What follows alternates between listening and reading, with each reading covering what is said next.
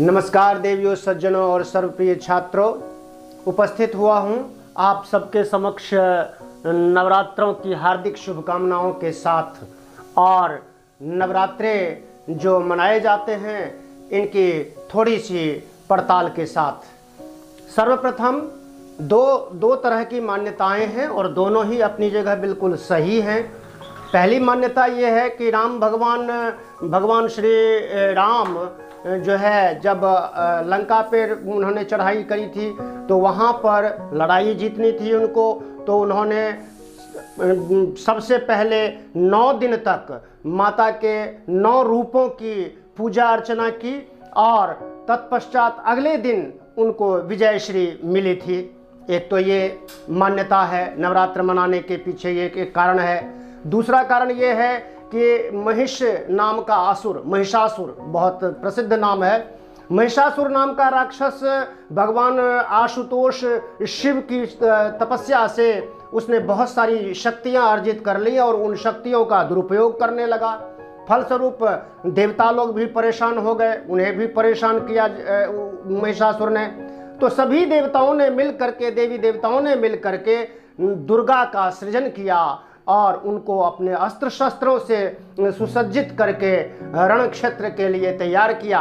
और इस प्रकार से दुर्गा माता ने जो है 9 दिन तक लड़ाई लड़ी उस महिषासुर से और 10वें दिन उनको विजयश्री मिली थी। ये तो 2 कारण हैं, 2 पुख्ता मान्यताएं हैं। इसके बाद आते हैं कि ये साल के अंदर एक साल के अंदर 4 बारी ये नवरात्रे आते हैं। उनमें सर्वप्रथम चैत्र शुक्ल प्रतिपदा से चैत्र महीने के जो हमारे देशी महीने हैं, हमारा जो भारतीय वर्ष है उसका प्रथम मास होता है चैत्र मास, चैत्र भी बोलते हैं उसको। शुक्ल पक्ष की प्रतिपदा तिथि से लेकर के और महानवमी तक, नवमी तिथि तक जो है ये नवरात्रे मनाए जाते हैं। और ये जो महानवमी है, ये महानवमी रामनवमी के नाम से भी फेमस है, प्रसिद्ध है, हम सब जानते हैं, रामनवमी के रूप में इसको मनाते हैं। उसके बाद दूसरे जो नवरात्रे हैं वो आते हैं आषाढ़ शुक्ल पक्ष प्रतिपदा से नवमी तक। तीसरा आश्विन महीने के जो शारदीय जो अभी चल रहा है, ये आता है शुक्ल पक्ष प्रतिपदा से लेकर के नवमी तक। और चौथा माघ मास के वही शुक्ल पक्ष प्रतिपदा से लेकर नवमी तक। इस माघ मास वाले इनमें से 2 बहुत फेमस हैं, बहुत ही प्रसिद्ध हैं, कॉमन हैं। उन दोनों में से भी सबसे ज्यादा महत्व है इस आश्विन महीने का, जो अभी चल रहे हैं नवरात्रे, शारदीय नवरात्रे, इनका ज्यादा महत्व है। और ये पूरे भारतवर्ष में जन जन के घरों में इनको मनाते हैं, देवी की विभिन्न शक्तियों की पूजा करते हैं। चौथा, इसको गुप्त नवरात्र भी बोलते हैं, बहुत से लोगों को मालूम भी नहीं है, इसलिए इसको गुप्त नवरात्र बोलते हैं। तो मुख्य 2 हैं, पहला और ये तीसरा, ये 2 बहुत ही प्रसिद्ध हैं। उसके बाद आते हैं नौ दुर्गा सप्तशती के अंतर्गत जो कवच है, माता का कवच, जिसको पढ़ने से और जिसको सुनने से हर तरह की सुरक्षा होती है, उसमें तीसरा और चौथा श्लोक ऐसे 2 श्लोक हैं जिनमें ब्रह्मर्षि ब्रह्मा ने अपने मुख से 9 दुर्गा के नाम बताए हैं, नवदुर्गा। वो इस तरह से श्लोक हैं, प्रथमम शैलपुत्री च, द्वितीयम ब्रह्मचारिणी, तृतीयम चंद्रघंटेति, कुष्मांडेति, चतुर्थकम पंचमम स्कंदमातेति, षष्ठम कात्यायनीति च, सप्तमम कालरात्रीति, महागौरीति चाष्टमम, नवमम सिद्धिदात्री च नवदुर्गा प्रकीर्तिता। ये 9 नाम दुर्गा के बताए हैं। पहला जो नाम है शैलपुत्री, पर्वत पुत्री यानी पार्वती। दूसरा जो इनका स्वरूप है ब्रह्मचारिणी स्वरूपा है, ये ब्रह्मचारिणी का रूप धारण करती हैं। चंद्रघंटा तीसरा रूप है इनका, जो चंद्रमा के समान उज्जवल है, चंद्रमा के समान लोगों को शीतलता प्रदान करती है, आनंद देती है। और चौथा स्वरूप है इनका कुष्मांडा। कुष्मांडा का मतलब है पूरा विश्व इनके चरणों में विराजमान है। स्कंद माता स्वामी कार्तिक की माता कात्यायनी, कात्यायन के आश्रम, कात्यायन ऋषि के आश्रम में जन्मी थी। ये कात्यायन वही है जो व्याकरण शास्त्र के, नव्य व्याकरण शास्त्र के प्रणेता और सर्व प्रसिद्ध तीन आचार्य हैं। त्रिमुनि के नाम से जाना जाता है उनको। पहले महर्षि पाणिनि जिन्होंने अष्टाध्यायी की रचना की, दूसरे कात्यायनी जिन्होंने वार्तिक की रचना की, और तीसरे आते हैं महर्षि पतंजलि, बाबा योग रामदेव ने जिनके नाम पर योगपीठ की स्थापना की है, वही पतंजलि उनमें से। तो यहाँ पर जन्मी होने के कारण माता कात्यायनी के नाम से वो विख्यात हुई हैं।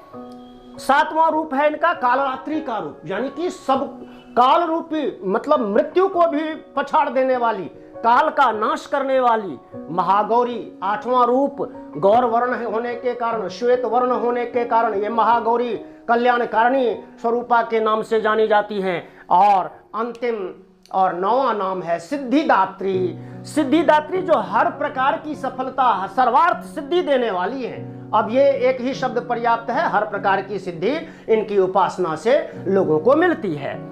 इनके अलावा ये जो 9 रूप हैं हमारे देश के अंदर, ये जो 9 माता वैष्णो देवी कटरा J&K में, माता चामुंडा देवी हिमाचल प्रदेश में, माता ज्वालामुखी देवी हिमाचल प्रदेश में, माता चिंतपूर्णी देवी है ना, ये भी हिमाचल प्रदेश में, और ज्वालामुखी, माता ज्वालामुखी के जो उनका जो नाम है, उनकी जो महिमा है, सम्राट अकबर ने उनकी शक्तियों से अभिभूत होकर के, उनके चमत्कार से अभिभूत होकर के उस मंदिर के ऊपर सोने का छत्र चढ़वाया हुआ है, जो आज भी मौजूद है। बिल्कुल साफ साफ वो उसी रूप में विद्यमान है, और अखंड ज्वाला वहां जलती है, जिसको आज तक किसी वैज्ञानिक ने नहीं पता लगा पाया, कोई वैज्ञानिक पता नहीं लगा पाया कि आखिर ये ज्वाला जलने का स्रोत कहां से है। तो ये माता की महिमा ही है।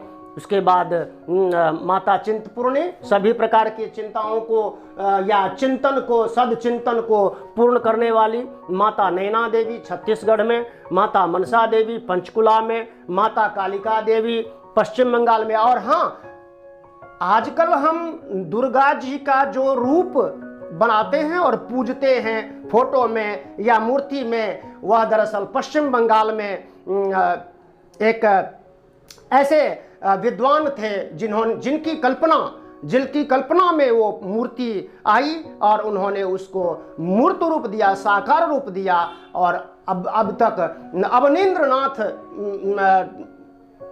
टैगोर नाम के बड़े विद्वान थे। और हम सब जानते हैं पश्चिम बंगाल की दुर्गा पूजा और पश्चिम बंगाल की काली पूजा पूरी दुनिया में, अपने देश में नहीं पूरी दुनिया में प्रसिद्ध है।